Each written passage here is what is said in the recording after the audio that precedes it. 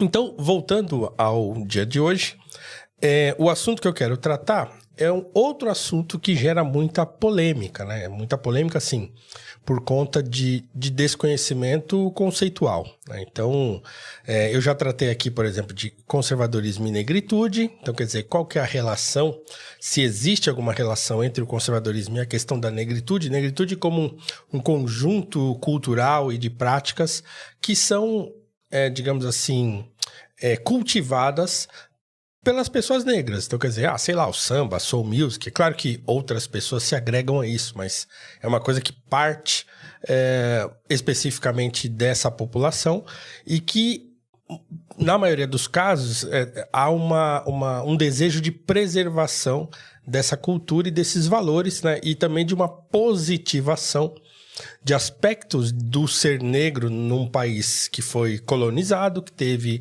escravidão por quase 350 anos e que a figura do negro ainda é muito subalternizada. Então, a ideia de negritude é uma ideia de positivação desses elementos, desses aspectos do ser negro num país como o Brasil ou como um país qualquer em que haja uma população negra relevante e que sofra uma série de discriminações e preconceitos e coisa e tal.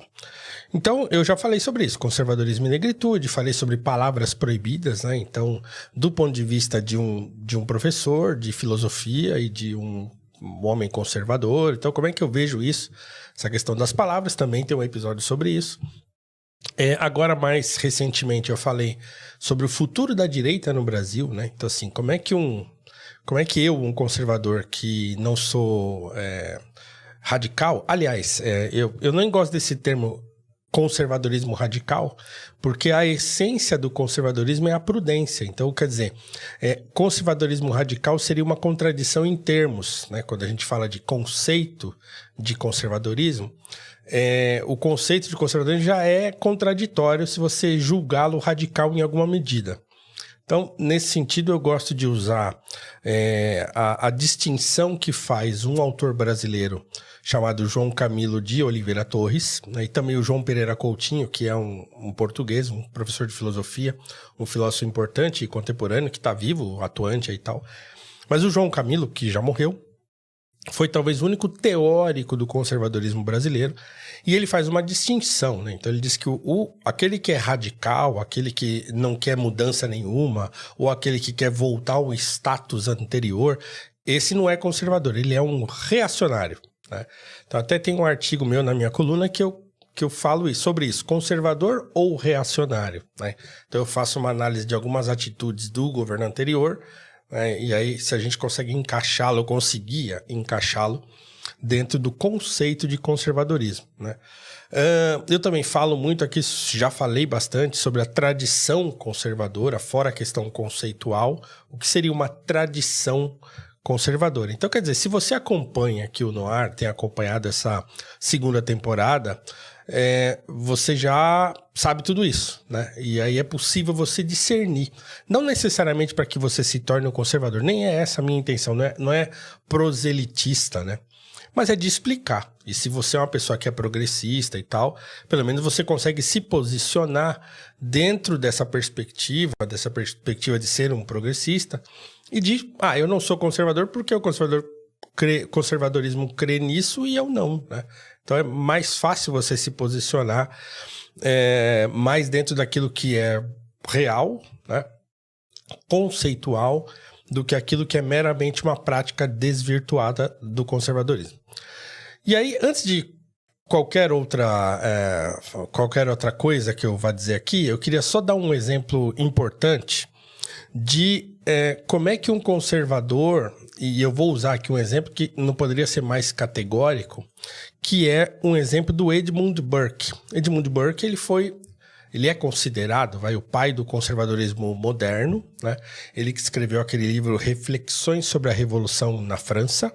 Então ele é um homem muito famoso. Quando se fala em conservadorismo no Ocidente moderno, se fala em Edmund Burke, que era um escocês, né? Um britânico, e que escreveu muitas obras sobre esse assunto, e especificamente o Reflexões sobre a Revolução na França, ele não era nem um conservador assim como a gente considera hoje. Ele era um liberal, mas ele tinha uma perspectiva conservadora da história de como a história se desenrola.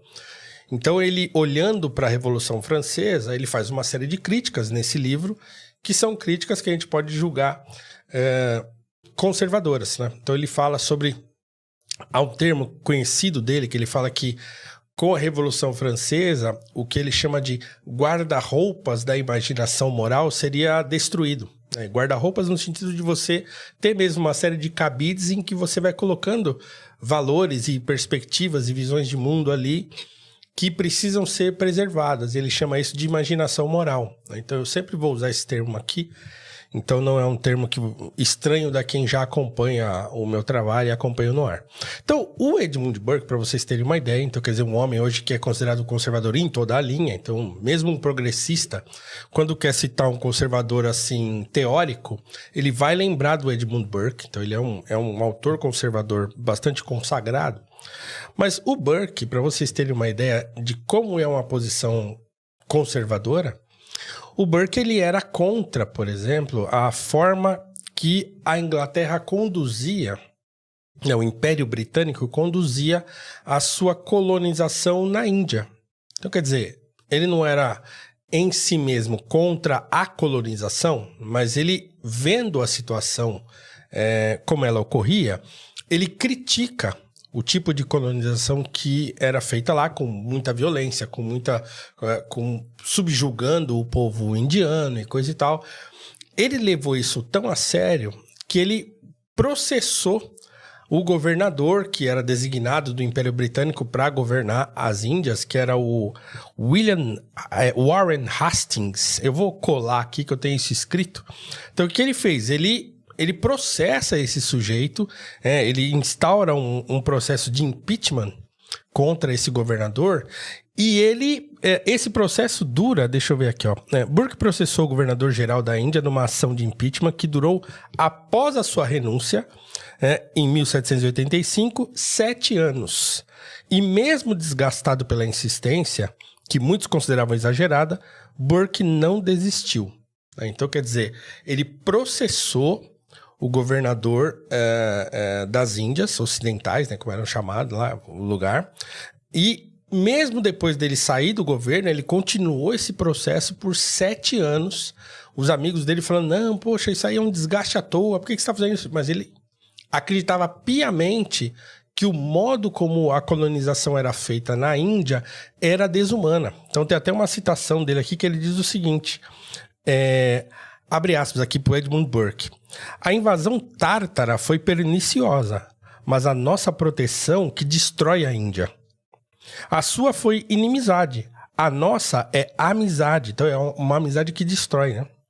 Lá, nossa conquista após 20 anos é tão rude quanto no primeiro dia. Então veja, um homem conservador, né, que era um britânico de fato, ele não só se insurge contra o modo como a Inglaterra estava governando a Índia, como ele processa o governador. Ele pessoalmente, como parlamentar, ele processa, abre um processo de impeachment que ele vai tocar por 7 anos, mesmo após ele renunciar.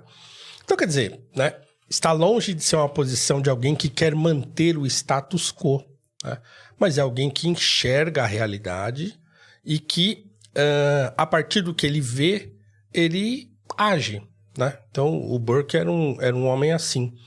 Um outro exemplo de conservadorismo, eu já citei aqui, vou citar de novo. Tá numa série, que eu considero uma das melhores séries já feitas. Eu gosto tanto que comprei em Blu-ray, então eu tenho em casa ela guardada, que é a série Downton Abbey. É uma série que agora acho que tá na Netflix, não sei, ou na Prime, mas tem aí, em mais de um streaming, eu acho que ela tá. É uma série que se passa no começo do século XX, na Inglaterra, num castelo, um baita de um castelo lá, que tem uma família de nobres, né? E a série conta basicamente, né, em linhas gerais, o relacionamento desses senhores, assim, desses nobres com os servos, né? E é óbvio que, eu falando assim, parece que já se estabelece uma ideia de classes sociais estanques, né? Que um é o opressor e o outro é o oprimido. Essa série mostra que as coisas são muito mais complexas e fluídas como a gente imagina. Mas o que ela mostra de muito interessante é que eles eram bastante conservadores, aqueles nobres daquele castelo, mas o modo como eles reagem às mudanças, por exemplo, tem uma temporada que acontece a guerra, né? E a Primeira Guerra Mundial, perdão. E eles têm que se posicionar ali em relação à guerra. O casarão vira uma espécie de hospital. Agora eu não lembro se é a Primeira ou é a Segunda Guerra. Enfim, é uma das duas grandes guerras. Agora não está me ocorrendo, mas é a mesma coisa. O casarão lá, o castelo, se transforma numa espécie de hospital. Então, quer dizer, as mudanças vão chegando. É um mundo em transição, daquele mundo da nobreza e tal, para um mundo mais, como é que se fala? Urbano, né? Mais urbano e mais aberto, mais amplo. Então, eles começam a receber essas mudanças com muita resistência, mas essa resistência vai cedendo aos fatos. Tá? Então, sei lá, por exemplo, chega na família, vou dar um spoiler aqui, mas pequenininho, chega na família uma hora lá, um rapaz que ele é um revolucionário. Revolucionário no sentido de de fazer parte do movimento revolucionário, para a queda da monarquia, não sei o quê, ele faz panfleto, distribui, então ele se apaixona por uma dessas moças lá da nobreza, e aí o relacionamento dos dois é um negócio super curioso, como é que ele vai se desenrolar. Então tem todas essas coisas. Tem uma senhorinha, né, que é feita pela Maggie Smith, que é sensacional, né? Ela é ao mesmo tempo a mais conservadora e ao mesmo tempo é a que mais assimila as mudanças e cede aos fatos do que todos os outros, né? Então tem questão de homossexualidade que aparece lá, tem essa questão, tem um episódio que aparece um rapaz negro que se engraça com uma das moças lá, então assim, é muito interessante. Então se você quer ver o conservadorismo em ação, funcionando, né, numa sociedade, assista Downton Abbey, certo?